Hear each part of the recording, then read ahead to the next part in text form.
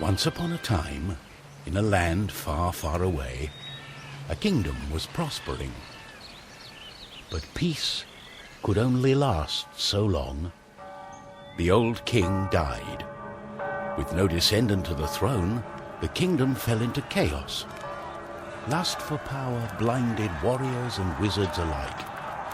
New kings emerged, only to fall the next day.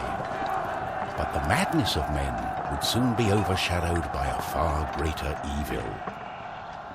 The magic that once gave life and good fortune had transformed into something sinister. One by one, grave by grave, the dead began to rise, feeding off the energy that grew stronger with each passing night. Fear spread throughout the kingdom, and it was soon abandoned. But something was about to happen that would change the course of history. On the outskirts of the kingdom, near the Astral Academy, a thief carried out her cunning plan. She had learned of an ancient object of tremendous value. The Astral Academy, left to rot in the face of the terrible enemy, had no one to keep the treasure safe. The time was right. Everything was perfect. She had made her way to the castle and would soon lay her hands on the treasures she so desired.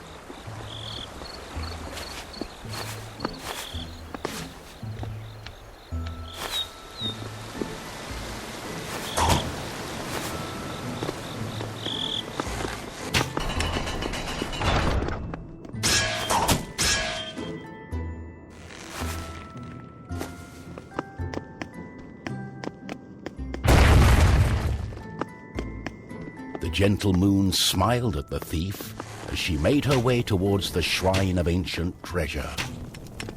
Strangely, the protective charms around the shrine allowed her to enter unharmed. I got it. As the thief lay her hand on the treasure, she had a tingling sensation. The thief would soon discover that fate had taken hold of her. Unknown to the thief, a wizard was just waking up. The wizard had taken a look in the spyglass and seen the terrible undead army. He was keen not to die. By my trousers, I must escape. He had been studying the stars and trying hard to learn the elusive fireball spell that all wizards ought to know. Of course, that was a lie. For you see, the wizard had a certain reputation with the ladies. What he had really been up to was the creation of a fake fireball potion that would have impressed the ladies and improved his status. The potion had been causing a fortnight of sleep.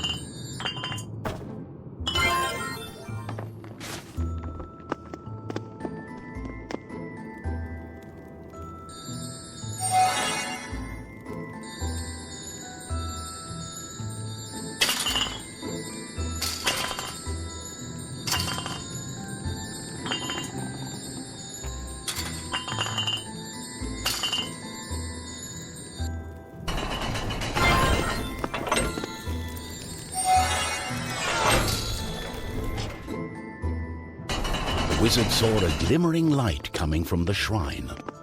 No one had been able to visit it for centuries because of the ancient magic protecting whatever lay inside. Oh.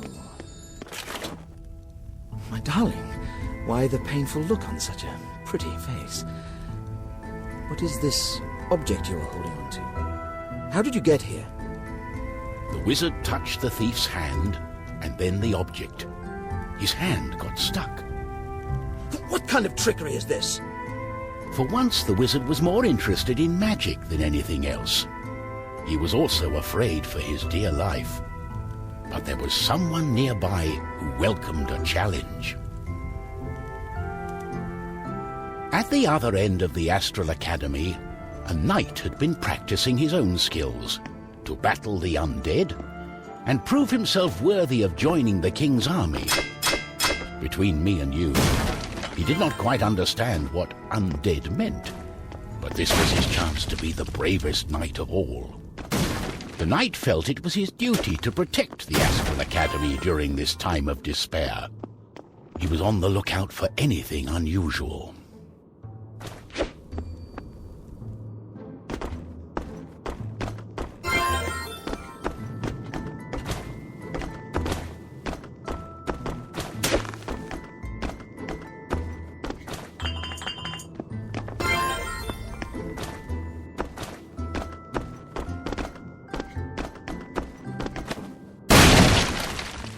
Oh!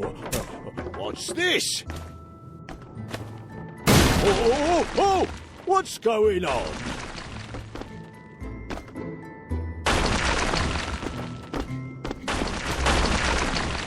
The knight saw a faint light coming from the age-old shrine. Could there be a thief? Was this the knight's day of honor? He had sworn an oath to himself to protect the shrine and the academy.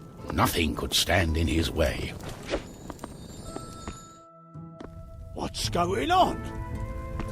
The knight joined in, taking a firm grip of the object's third side, in a way that only a mighty warrior can. Oh no, this doesn't bode well. What doesn't bode well? There was a flash of light, and the wizard, the thief, and the knight simply disappeared.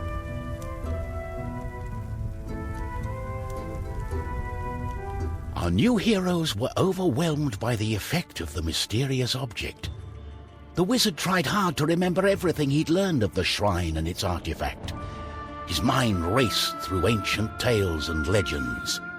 Finally, the wizard remembered.